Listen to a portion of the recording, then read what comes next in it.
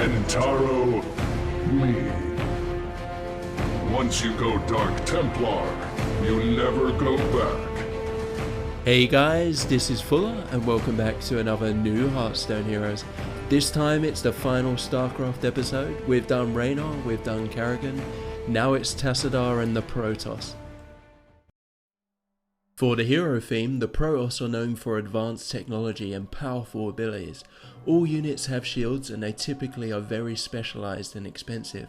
They utilise a lot of robotics, some being fallen warriors, whilst others just being pure robots. On top of that, there are a few powerful caster units for support, or there's the void units who use stealth to sneak up on enemies. Lastly, there's the bigger, heavier capital ships. As for Tassadar himself, he destroyed the Overmind, having mastered both Templar and Dark Templar powers. I based a lot on this as well. Let's go straight into the hero. Again, a friend Noob in a Box helped me by making a custom Protoss art. Here's an example. It's based on the Shaman design. It's teal and has Protoss symbols all around the card. How cool is that? Here's how Tassadar would look in game. And you thought orcs had large shoulder pads. You can compare him to Thrall and Grommash, and you can see this is tinted as well, it's not just the cards. For the hero power, for the first time I went with a 1 mana cost. And remember how I talked about Protoss having a lot of shields? Well, here it is. Psy Shield. For 1 mana, give a friendly minion +1 health until the start of your next turn. So a temporary cheap buff you can throw around, protecting your minions, allowing favourable trades, or just simply protecting against damage and board clears. Remember the way the mechanics of Hearthstone work.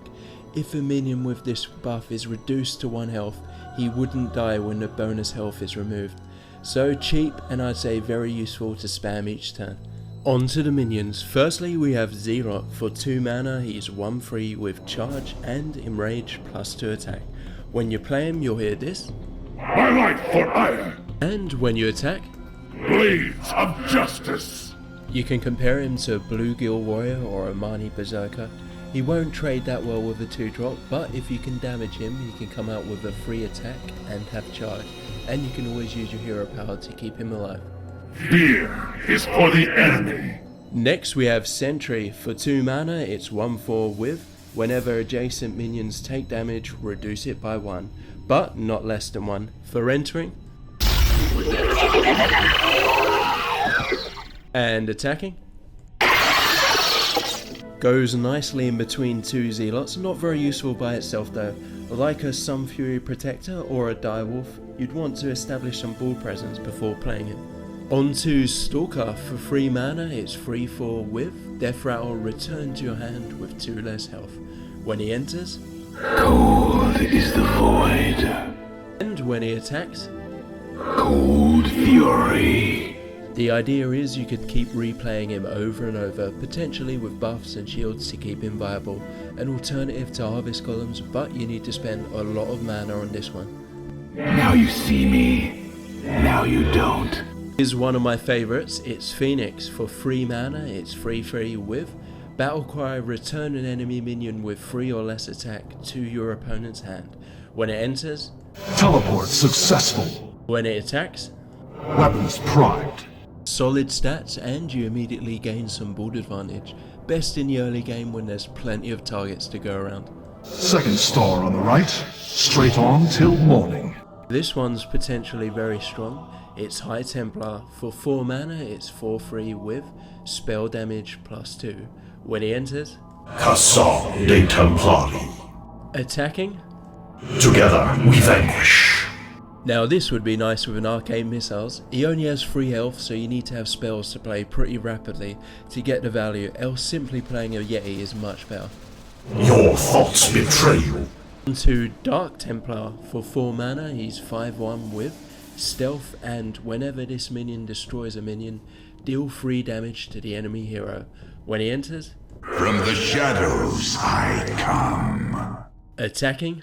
I strike from the shadows. An assassin minion with a benefit. The downside is he doesn't have much health, so he's easy to remove if you do decide to attack the hero instead.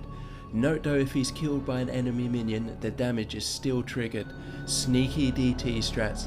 I stalk the night. Next we have Immortal. For 5 mana, he's 3/5 with. Whenever this minion takes more than 2 damage, reduce it to 2.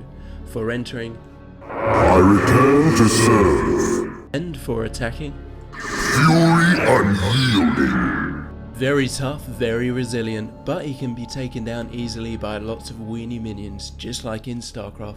He doesn't have much of a punch though, with just 3 attack, but with constant hero power top-ups he'd be difficult to remove without spells. Back in my day, I had to teleport to and from school. In the snow, uphill, both dimensions. Now we're getting on to the serious big guys. Next it's Colossus. For 6 mana, it's 6/6 with. Whenever this minion damages a minion, deal 1 damage to all other enemy minions. When he enters, and when he attacks. So even if he's attacked into, his effect still triggers. He'd be the anti-Zoo if you can get him out fast enough. Plus mass shields and you can tank him up well. On to Carrier, a more defensive unit. For 7 mana, it's 6/6 with. Battlecry, summon 2 1/1 interceptors with taunt. When it enters, Carrier has arrived. attacking. Obliterate. Getting 2 taunts is always handy, and his stats aren't bad at all. Similar to Ironbark Protector, he's a basic card, brilliant for Arena. My patience is limitless. Release the interceptors. Next we have Mothership. For 8 mana, it's 4/10 with. Your other minions have stealth. When she enters, Justice has come. when she attacks, Primary weapon engaged. goes with just about every minion, except taunts maybe. The main advantage though is the stealth is an aura effect, so even if you attack or deal damage with minions, they re-stealth immediately. Don't make me turn the ship around. On to the legendaries. Just like the previous times, I've made 2 and you have to pick the best one. Here's the most obvious one, it's Zeratul. For 9 mana, he's 6/9 with. Stealth. Whenever this minion damages your opponent, destroy a random enemy minion. When he enters, I will be redeemed. and when he attacks. Oblivion descends. The anti-control deck, you can assassinate other late drops and damage the enemy hero whilst keeping your Zeratul alive. Since he has stealth, you choose when to deliver the blow. Ire will be restored. The alternative legendary is Phoenix. For 9 mana, he's 4/8 with charge, and Death Rattle, summon a 4/8 Fallen Phoenix with charge. When he enters, I fear no enemy. when he attacks, I hunger for battle. kind of a cross between Grommash and a Khan. You can throw out a charge and pretty much know that you're secure getting some good value out of him with the Death Rattle. Let's go on to the spells. The first one is Chrono Boost. For 0 mana, for the next 3 turns, at the start of your turn, gain 1 mana crystal this turn only. It's similar to Innovate, but delayed and can set you ahead in the long run. You're giving up a card though, so you'll need to be sure it's worth it. Next is Warp Rift. Again, for 0 mana, return an enemy minion to your opponent's hand. It costs 4 less. Like a sap, which is cheaper but with a penalty downside. Especially good at clearing a taunt or a big minion for a turn if you want to go for face. On to Plasma Shields. For 1 mana, give a friendly minion plus 4 health until the start of your next turn. So like your hero power, but stronger and much more mana efficient, using it for trading minions and to protect yours for a turn. This is a very nasty one. It's Feedback. For 1 mana, deal damage equal to the amount of cards in your opponent's hand to a minion. The anti-handlock card maybe, but generally very good early on whilst your opponent has a lot of cards.